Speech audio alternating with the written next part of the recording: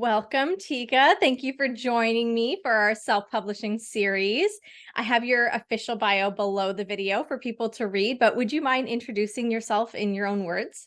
Sure. So thank you for inviting me. I'm super excited to be here. I am Tika McCoy. I am a recently published author, and I'm so excited because I just recently changed all of my social media from writer to author. And I am in a transition with my job. So I am really now just focused on marketing and getting my book out there. I am passionate about my faith. I am a Christian, which led me to write my memoir. I am a cat mom to Sasha and Bella. And I'm an avid biker. I love biking. I love reading. Yeah, that's pretty much who I am. Awesome. I love it. So why don't you start by telling us the name of your book and when, I know it was recent, but when exactly you published it? So my book was recently published on September 22nd of this year, 2023. It's called Broken Clay, Finding Renewal in the Potter's Hands. Amazing. So what led you to decide to self-publish this memoir? So when I started my writing journey and I joined various writing groups and I reached out to different people to read a couple pages here and there, every single person that I talked to said, well, a traditional publisher, they don't like memoirs. Every single person that I talked to. So that led me to know that I was going to self-publish. I was going to write it no matter what. It didn't matter what traditional publishers said or not. But definitely through my conversations, everyone let me know traditional publishing, they're not going to look at a memoir unless you're a famous person. Well, I'm very glad that you chose to go the self-publishing route and got your book out there. It is, it's so wonderful to have more people's stories out there to read, even if you're not a big name, right? I think all of those stories are so important to be out in the world. And for me personally, that's one of the reasons I love self-publishing so much. So that's great. So what parts of this whole self-publishing process did you enjoy, Tika? You know what? I'll tell you, Taryn, meeting your team was the best part because so when you're a writer, right, all you're thinking about is writing and publishing. You're not thinking, at least I didn't think about, well, what size book do I want? What color page do I want? What font do I want? So when I had the opportunity to sit down with your team and they asked all those questions, that got me super excited. I started pulling books off of my shelf and I took out my tape measure and I was measuring books and I was looking at different covers, that they were glossy or matte finish. I looked at the different fonts. And so that got me super excited that, wow, this is really happening. I get to decide what font I want, what size book I want, what color pages I want. So that was just mind-blowing and exciting, and it made it real. Yeah, it takes this idea, this dream that you've had, and actually makes it tangible. Even before you've gotten to hold the book in your hands, getting to make some of those decisions. Yes. I agree. For me, being a designer, that's even, doing my own books, that was the best part for me, was starting to envision, how do I want this to actually look in somebody's hands? Yes. So that's awesome. Great. So I'm glad that you enjoyed things. I always assume that authors do face some challenges in the self-publishing process. So would you mind just maybe sharing what challenges you faced and how you overcame those? So the challenges that I faced were really all on me, right? And I'm sure that everyone who goes down the self-publishing route, I'm assuming maybe they've heard this. If not, I'm just going to repeat it. Editing, editing, editing, editing, editing. Like I could just go over editing a million different times. That was the biggest challenge. And making sure that I was editing in different formats. Because when you read it on the screen, it's different from having a printed copy in front of you. And also making sure you have the time to edit, that you're not rushing. I was super excited, and there were times when I was just rushing through the process and didn't realize, like, Tika, you know what? You just should have went to Starbucks, grabbed a cup of coffee, and just sat and just took your time. So I was just so excited to get things to you that I missed things. And I thought, darn, like, how did I miss that? So that was the biggest challenge. And I had a professional editor, but they're still going to miss things. So that is the biggest challenge. And I would just share for anyone, make sure that you allow yourself the time. Make sure that you are editing in different formats, because reading something on the screen is different than reading it in front of you, and don't rush it. But that was the biggest challenge that I learned.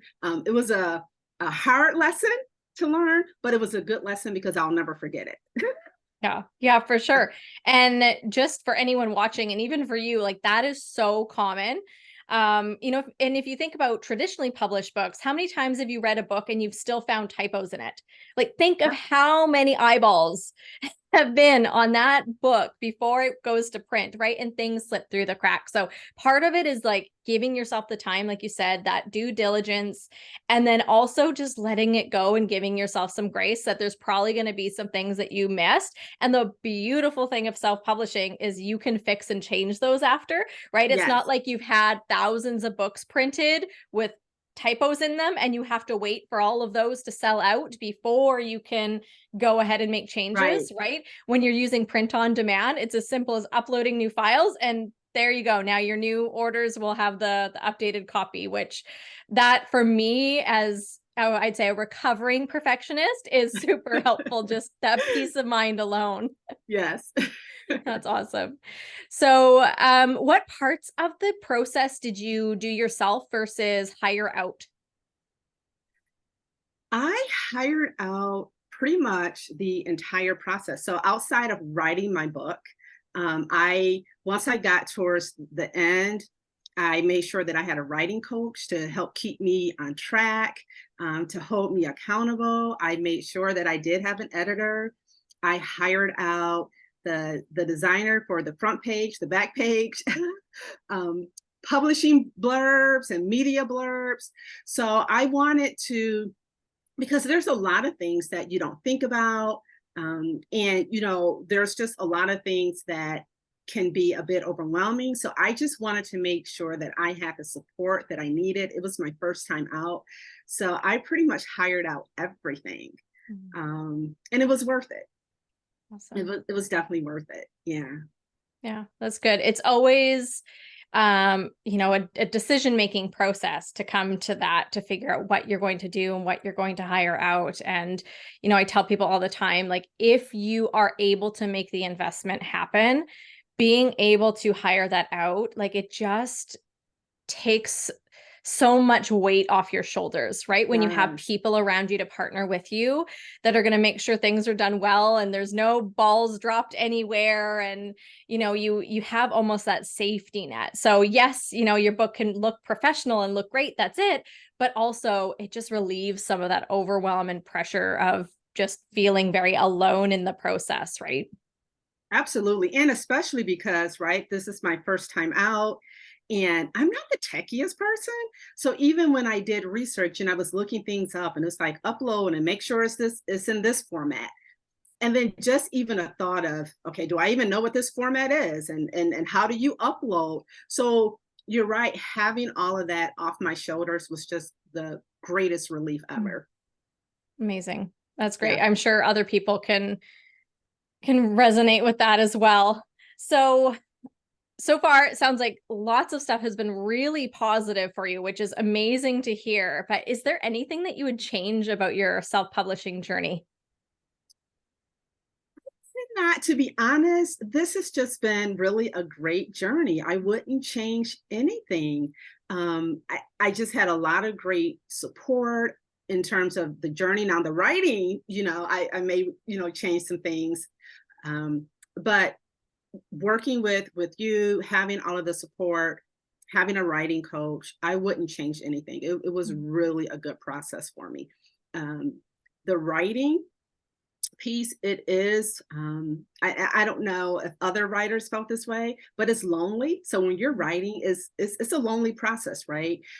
It's your passion. So it's not like people are calling you up and say, hey, how's the writing going? Hey, why don't you send me 3 pages to read and give you feedback, right? So you have to make sure that you are committed to it and that you're not always looking for kudos and pats on the back, because it is lonely. People have their own lives. I did have, I was part of writing groups in the beginning, but then the pandemic hit and then, we weren't meeting as often. So making sure that I am always part of a writing group, because writing is very lonely, right? You do not have your cheerleading squad there. And so making sure that you just always have that support, because that is so important as you're going through your writing journey. Amazing. Great advice. I couldn't agree more. So you are very fresh off of publishing your book, but I'm curious what benefits you've already experienced just by self-publishing your memoir. Yeah. So, even before the launch date, I really created an online presence.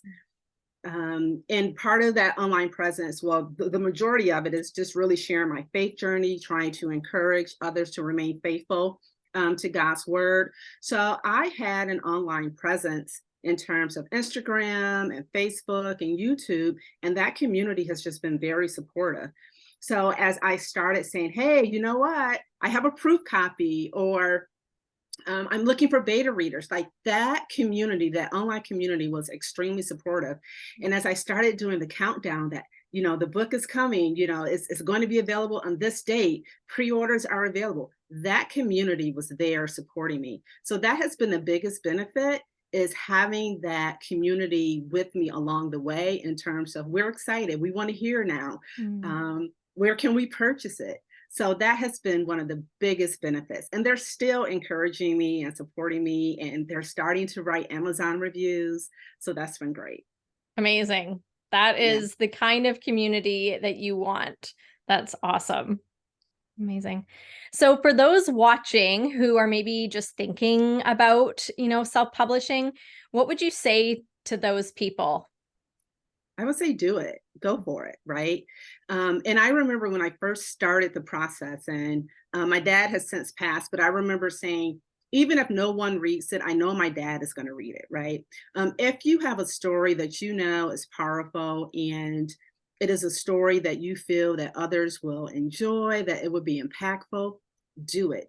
Don't necessarily write it thinking that, you're going to be the next J.K. Rowling. You may be, right? But if you have the passion, that you have the story, do it. Whether you have one person that reads it or you have 500. If you have the story, do it. Go for it. Believe in yourself. Don't give up.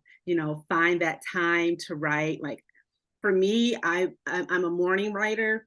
So on Saturday mornings, I would go to the coffee shop, and by noon, then my brain was fried and I couldn't do anymore. But find what time of day, what day of the week, what works best for you, and stay committed and follow your dream, follow your heart. Amazing. Thank you, Tika. That was so encouraging. And, I hope people feel really inspired by your journey and how the self-publishing process really can feel good, right? It really can be something where you feel supported through it. It doesn't have to be stressful and overwhelming, right? And you can get your story out there, right? You don't have to wait for somebody else to tell you, that they're going to publish it, right? You can make that decision for yourself, and that agency is so incredible right there. Yeah. All right. So for those watching, be sure to subscribe to our channel and go back and check out any other of the stories that you may have missed. I would love it for you to leave a comment just to say hello to Tika and support her work as well. A link to her book and her bio are below the video. So please, please go and support your fellow writers and check out their work. But otherwise, thank you again so much, Tika, for joining me. And thank you all for joining us for this series as well. Thank you, Taryn. All right. Take care, everyone.